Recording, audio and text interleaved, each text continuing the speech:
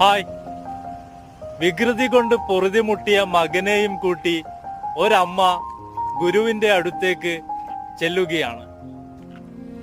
കാര്യം മനസ്സിലാക്കിയ ആ ജ്ഞാനി അവളെ അകത്തേക്ക് ക്ഷണിക്കുകയാണ്.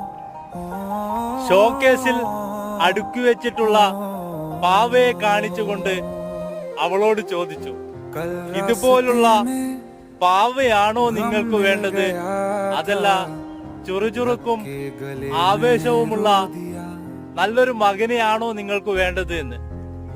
ഒരു നിമിഷം അവൾ ആലോചിച്ചുകൊണ്ട് അവിടുന്ന് ആ മകനെയും കെട്ടിപ്പുണർന്നുകൊണ്ട് നടന്നു നീങ്ങുകയാണ്. നമ്മുടെ കൊച്ചുകുട്ടികൾ നമ്മുടെ അതേ പക്വത കാണിക്കണമെന്ന് നമ്മൾ ഒരു കാരണവശാലും കരുതാൻ പാടില്ല. എന്നും അവർക്കൊരു മാർഗദർശിയായി നമുക്ക് അവരുടെ കൂടെ